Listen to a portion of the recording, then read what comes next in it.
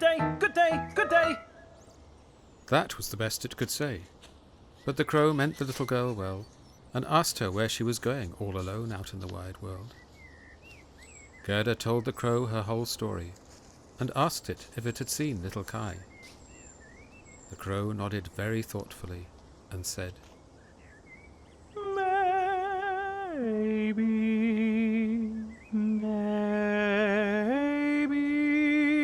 What? You've seen him? Keep calm, keep calm, keep calm, keep calm, keep calm, keep calm, keep calm. I think it may be little Kai, but now I rather think he's forgotten you for the princess. Does he live with the princess? Why, yes.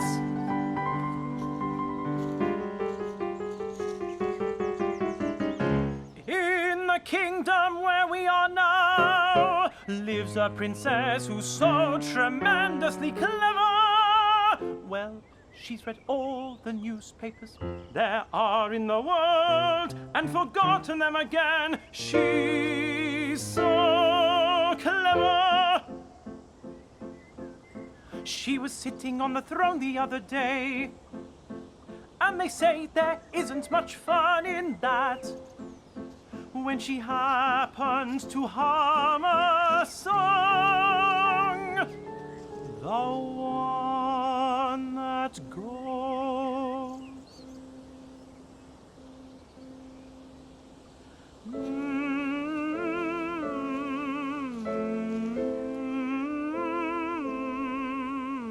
Why shouldn't I get married?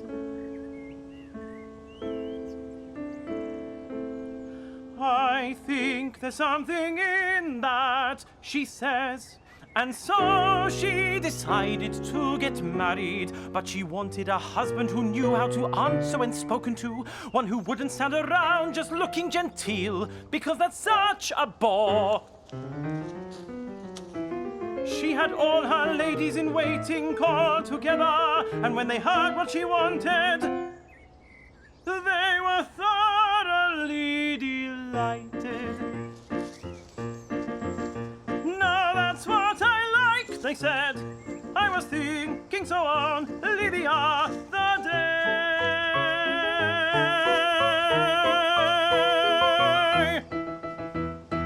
Believe me, every word I say is true. I have a tame sweetheart who's free to go about the palace, and she told me everything.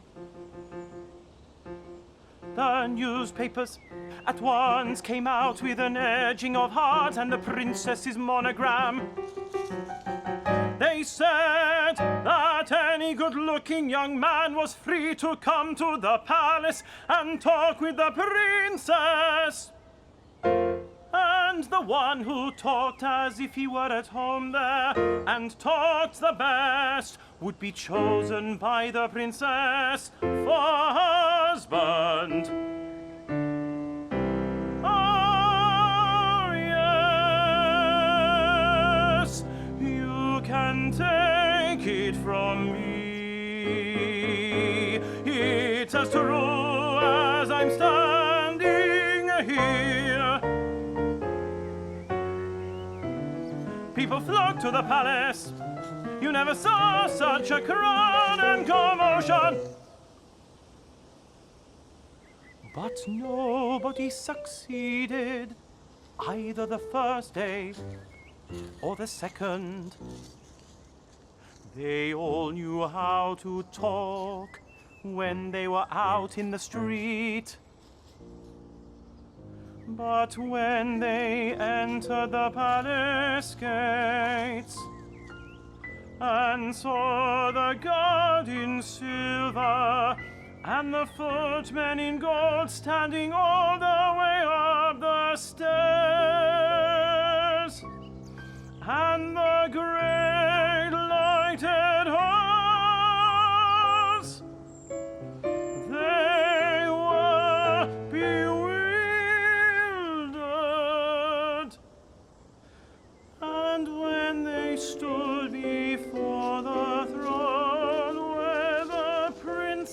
sat. They couldn't think of anything to say except the last word she had said. And she had no wish to hear that again. It was as if people had got snub in their tummies and had fallen into a trance. Until they got out into the street again. Then they could talk all right. There was a queue right from the city gates to the palace. I went in to see it myself. They grew both hungry and thirsty, but no one at the palace gave them so much as a glass of warm water. Some of the wisest, to be sure, had taken sandwiches with them, but they didn't share them with their neighbors. They thought to themselves, let him look hungry, then the princess won't have him. But Kai, what about Kai? When did he come? Was he among the great? Hold on! We're just coming to him.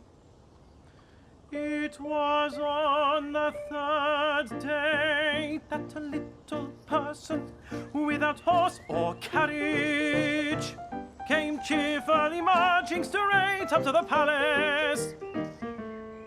His eyes shone like yours. He had lovely long hair, but poor clothes. That was Kai.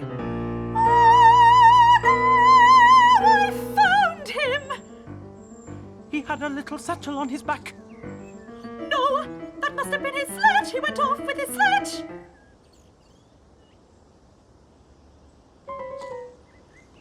You may be right. I didn't look too closely. But I do know from my tame sweetheart that when he entered the palace gates and saw the lifeguard in silver and the third man in gold standing on the stair, he wasn't a bit downhearted. He nodded and said, "It must be boring standing on the stairs. I'm going inside." The halls were brilliantly lit.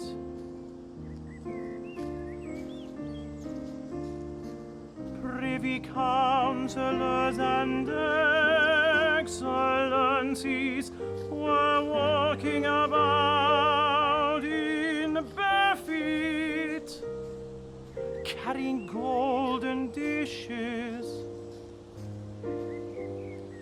It was enough to make anyone feel solemn. His boots creaked ever so loudly, but he didn't get frightened, not he. That's Kai, all right. I know he had new boots. I've heard them creak in grandmother's room. Well, they certainly creaked. And as cheerful as anything, he made straight for the princess, who sat on a pearl as big as a spinning wheel. And all the ladies in waiting, with their maids and maids' maids, and all the gentlemen in waiting, with their servants and servants, who keep pages, were drawn up all around. And the nearer they were to the door, the prouder they looked.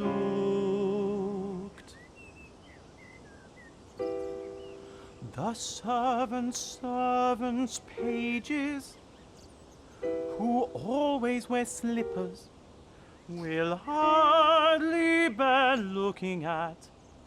They stand so proudly in the doorway. That must have been horrid! And Kai still won the princess. If I hadn't been a crow, I'd have had her. Engaged or not engaged, he talked as well as I talk when I talk crow's language. So my tame sweetheart said, he was bright and cheerful. He hadn't come to propose, only to hear the princess's wisdom, and he thought it good, while she, in turn, thought him good. Of course it was Kai. He was so clever he could do mental arithmetic even with fractions.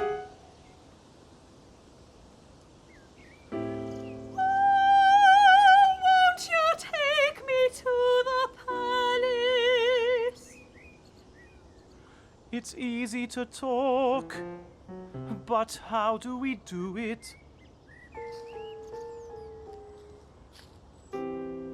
I'll talk to my tame sweetheart about it. I dare say she can advise us, for I may as well tell you that a little girl like you will never be properly admitted. Oh, yes, I will. When Kai hears I'm here, he'll come straight out and fetch me. Wait for me by the stone there.